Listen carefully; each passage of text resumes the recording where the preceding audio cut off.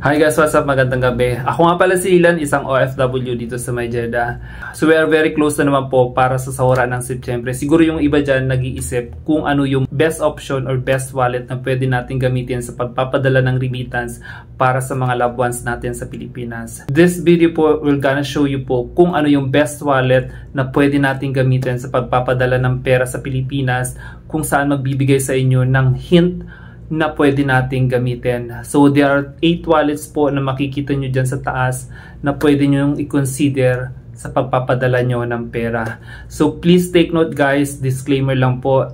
This video po is for information and guide lang po para sa mga OFW who are working here in Saudi Arabia. Please take note guys that this video is based on today's rate po. So pwedeng magbago yung sequence dyan sa taas.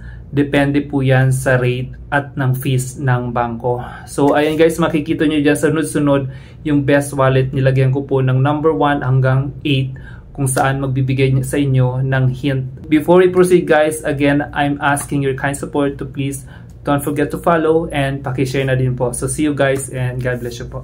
Hi guys, welcome back po. So makikita nyo dyan sa taas yung 8 wallets kung saan magbibigay sa atin ng hint kung alin ba dapat yung i-consider natin sa pagpapadala ng pera sa Pilipinas. So meron dyan Tikmo, Fawry, Alinma Pay, STC Pay, Mobile Pay, or Pay Injas at Al Rajhi. So let's say magpapadala tayo ng sahod natin which is 2,000 riyals.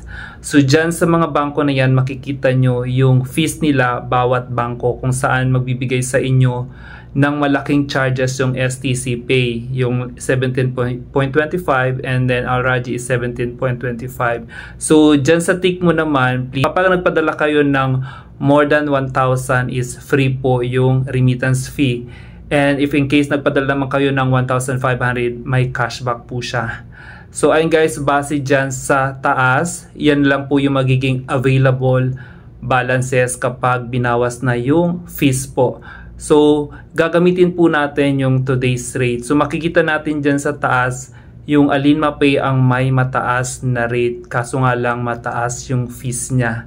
So dyan sa baba makikita natin din yung amount in peso na marireceive na ng ating loved one. So pwede nyo siyang ikumpara from Tikmo hanggang sa may Al Rajhi. So take note guys, may bangko po na may mga hidden charges. So ilinagay ko po dyan yung actually minimum charges. Yan po yung nababawas sa akin. Minsan po yung iba nga is 170 pesos like Al Rajhi, yung Inja. So ilinagay ko lang yung pinaka minimum nila na back end charges.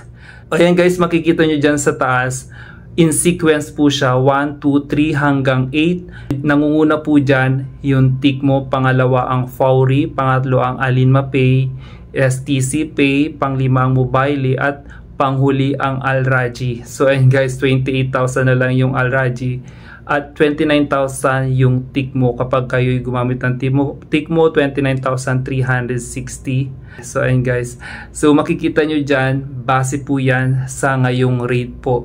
Please note po, depende po talaga yan sa rate at ng fees po ng mga bangko kung saan yun nga po ang magbibigay sa atin ng magandang amount sa pagpapadala ng pera sa Pilipinas. So yun guys, I hope this information help a lot po. And then maging guide po sana sa ating mga kababayang OFW who are thinking right now kung ano yung best option sa pagpapadala ng pera sa ating mga loved ones sa Pilipinas. So never forget po to please share and pakipalo na din po. Maraming salamat and God bless you all po. Bye bye.